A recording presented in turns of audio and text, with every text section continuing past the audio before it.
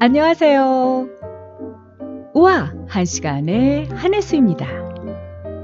청취자 여러분, 올 여름 많이 더우셨죠?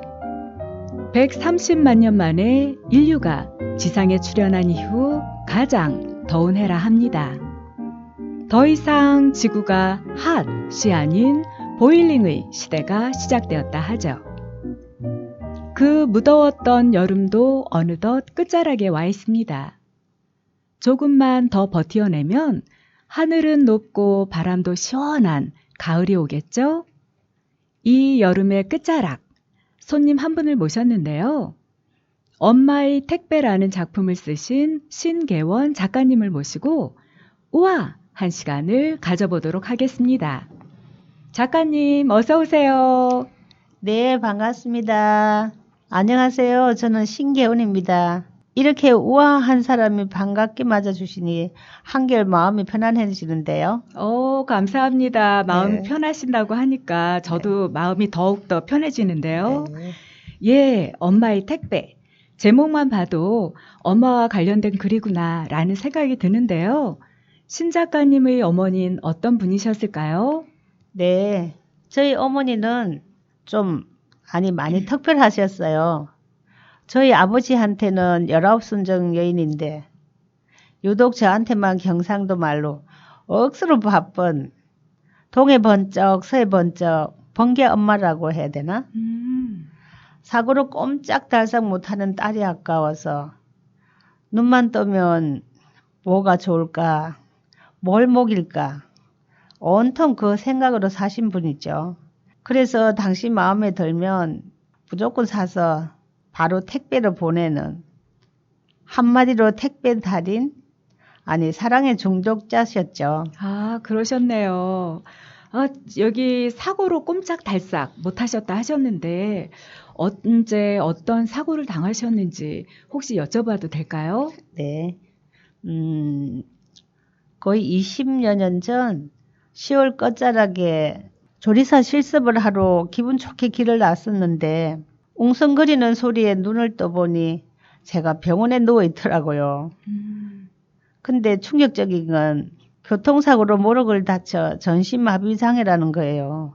아니, 겨우 35인데 평생 걸을 수 없다니.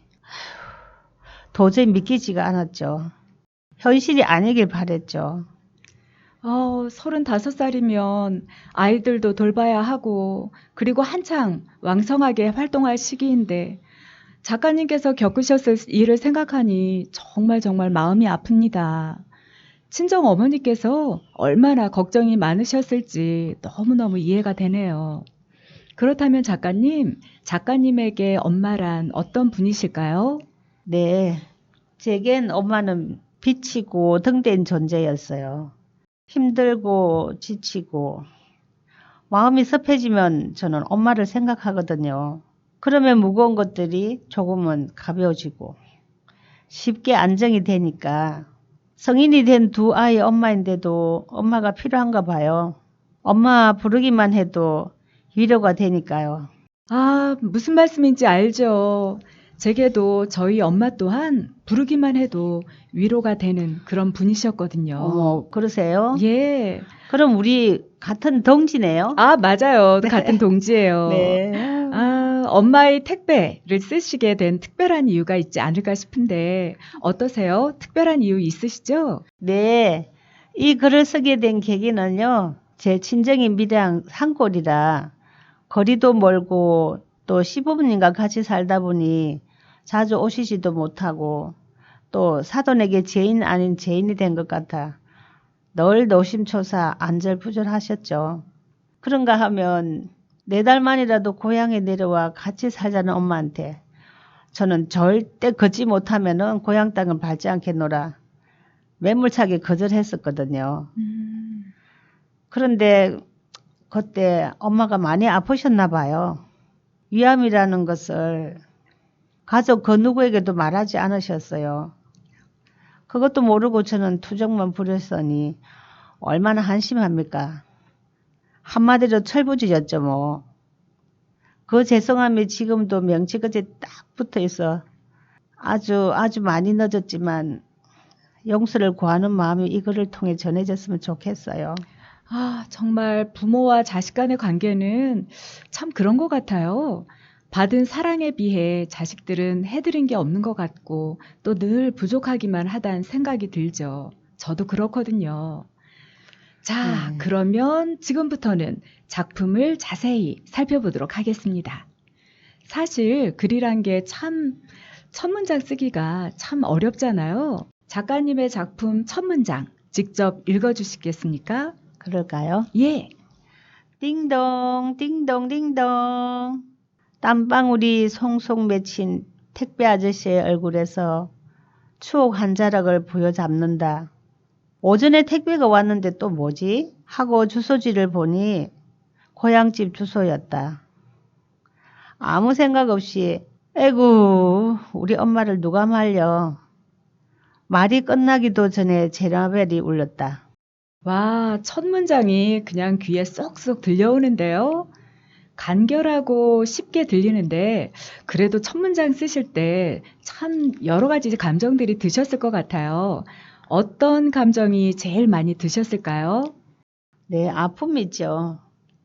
당신 몸은 아프고 딸을 회복은 더디고 마음은 급하고 하나라도 더 보내주고 싶어서 아마 가슴이 미어졌을 거예요. 주고 더 주고 주고픈 아니 다 내줘도 아깝지 않은 엄마거든요. 저는 택배차나 택배 아저씨만 보면 지금도 엄마를 보고 엄마를 만나는 것 같아요. 그런데 택배 아저씨가 누르는 초인종 소리, 그거 들으면 누구나 반가울 것 같은데, 작가님의 글에서는 우리 엄마가 또 왜 이러실까라고 표현돼 있어서요. 마냥 반갑기보다는 또 뭐야 라는 감정이 들어있는 것도 같은데 어떠세요? 맞아요. 앞에서 언급한 것처럼 오전에 택배가 왔는데 오후에 또 택배가 오니까 네. 아마 지나가다 색다른 게 눈에 보이니까 또 샀을 거예요. 그런 엄마거든요. 그 작은 책으로 무거운 걸 머리에 이고 곧장 우체국으로 갔을 거고 네. 그런 엄마를 잘 알기에 안타깝고 속이 상하죠. 당신 몸도 아프고 힘든데 건강은 뒷전이고 오로지 자식 생각뿐이니 얼마나 초조하고 얼마나 조급했으면 생각만 해도 가슴이 미어지네요.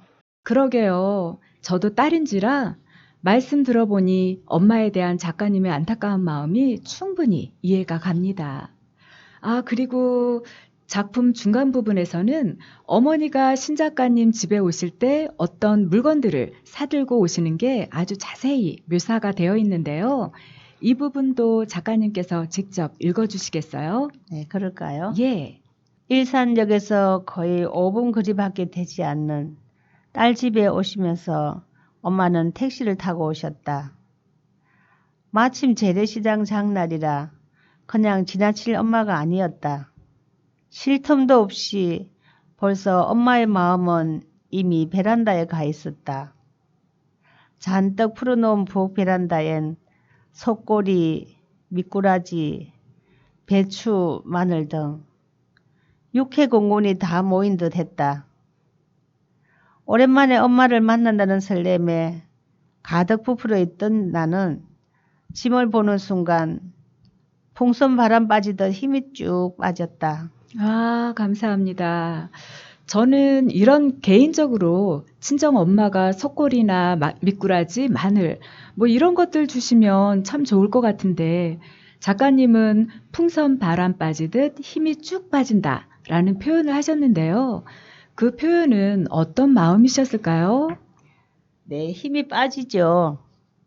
먼 길을 오신 데다 그 많고 많은 일을 혼자 하실 생각을 하니 이런 몸으로 도와줄 수도 없고 얼마나 힘이 들고 피곤하겠어요. 그리고 오랜만에 못한 이야기도 하고 싶은데 진짜 우렁각시라도 왔으면 좋겠더라고요. 아, 그러셨겠어요. 먼 길 오느라 힘드셨을 텐데.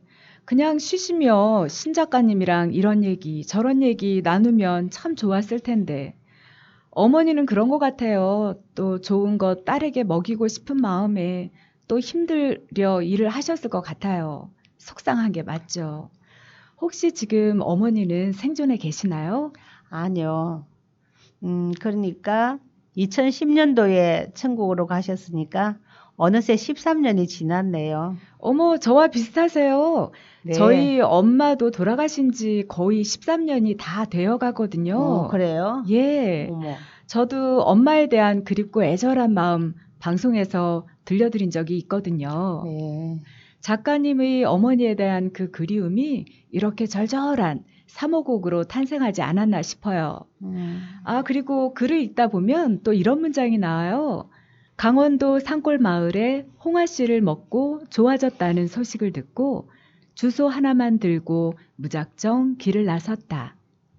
때마침 소문의 주인공은 결혼식이 있어 서울로 가고 없었다. 언제 돌아올지 모르는 사람을 마냥 기다릴 수만 없어 어쩔 수 없이 발길을 돌려야만 했고 마음이 급한 엄마는 다음 날 또 다시 집을 나섰다. 우여곡절 끝에 강원도에 다녀오신 후 밭에다 홍아씨를 심으셨다. 토질과 기온차로 수확이 거의 없어 실망은 컸지만 딸에게 좋다는 이유 하나만으로 쉴 틈이 없었다. 신 작가님께 어머니께서 홍아 씨를 먹이고 싶은 마음에 씨를 받아 직접 농사를 지으셨나 본데요. 이때 상황 자세히 들려주실 수 있을까요? 네, 맞아요. 오래전 일이라 기억이 가물가물한데요. 아마 KBS 방송 어느 프로에 휠체어에 앉은 젊은 부부가 출연해 강원도 산골에서 홍아를 재배 먹고 좋아졌다고 했나 봐요. 그 뒤로 엄마의 마음은 늘 분주했고 두 부부가 토질이 틀려 수확이 안 될 거라는데도 엄마는 딸을 생각하면 온 정성을 쏟았죠. 아니나 다를까 소출은 거의 없고 띄엄띄엄 난 홍아를 베어 엄마는 또 방앗간으로 가 죽거리를 만들어 택배를 보냈죠. 나중에 한 일이지만 오빠도 같이 갔었다고 이야기를 들었어요. 네. 아마 우리 오빠가 속이 많이 상했을 것 같아요.